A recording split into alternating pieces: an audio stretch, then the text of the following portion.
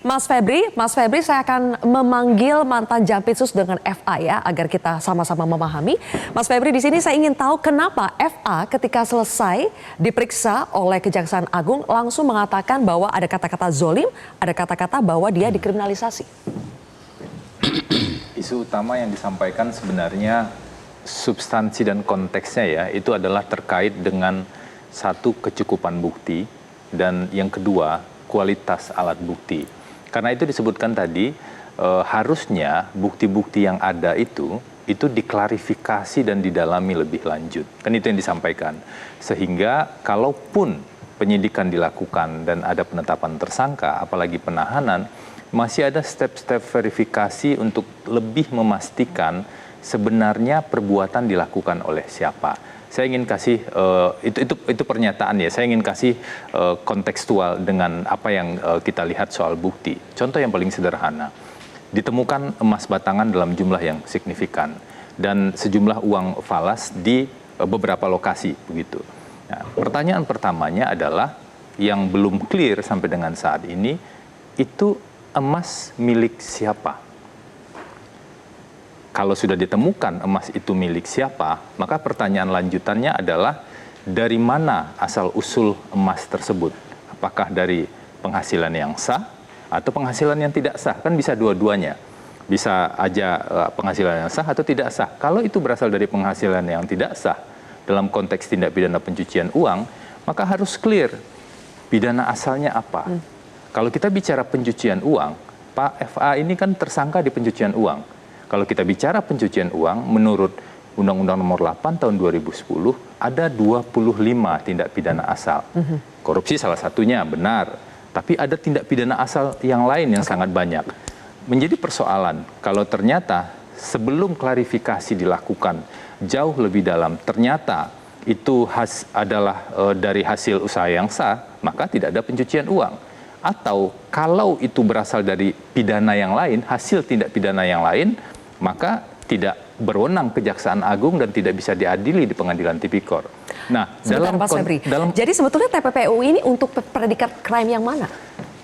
Itu pertanyaan lanjutannya. Yang disangkakan kepada Febri ini, FA ini untuk predikat crime yang mana TPPU-nya? Tidak jelas. Kenapa tidak jelas? Karena ini proses di Kejaksaan Agung ya. Saya tidak bicara proses yang sebelumnya. Di Kejaksaan Agung itu ada 3 sprindik umum. Penetapan tersangka terhadap Pak FH itu hanya dilakukan untuk TPPU. Pertanyaannya, kalau penetapan tersangka untuk TPPU, mana predikat crime-nya? Apakah 2 penyidikan yang lain? Tidak disebutkan secara spesifik di sana. Jadi bukan asabri, bukan krakatau steel atau yang batu bara? Tidak disebutkan? Kalau di sprindik itu nggak jelas predikat crime-nya yang mana. Itulah yang jadi poin ketika Pak FA diperiksa, ada pertanyaan, ini TPPU. Memang kewenangan kejaksaan atau penyidik untuk menetapkan tersangka. Tapi hak tersangka juga untuk mengetahui secara jelas tuduhannya apa. Makanya ada pertanyaan, ini predikat crime-nya apa?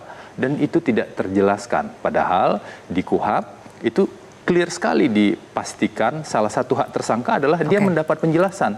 Apa yang sebenarnya saya lakukan, yang salah itu apa, perbuatan yang mana, itu yang sampai hari ini masih Pak FA sendiri tidak jelas predikat crime yang mana, dia salahnya di bagian korupsi yang mana, tidak tahu dia. Pemeriksaan kan baru 1 kali pada hari Jumat 24 Juli 2026 yang lalu. Sampai sekarang belum ada pemeriksaan. Makanya kami diskusi cukup panjang.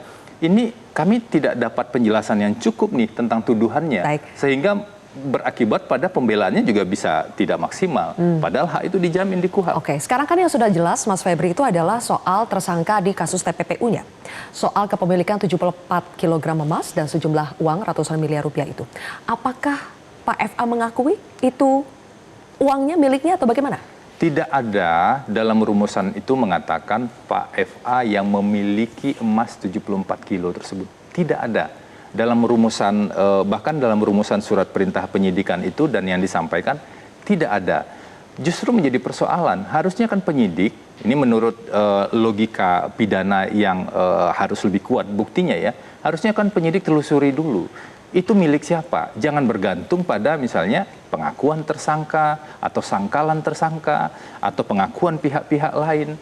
Itu yang penting sekali ditelusuri agar perkara ini terang nih. Kita jalan di jalan yang terang. Kalau hukumnya abu-abu, suasananya gelap, Oke. kita nggak bisa pastikan proses peradilan ini berjalan betul-betul menuju keadilan. Baik, begitu. satu lagi sebelum saya pindah ke narasumber yang lain.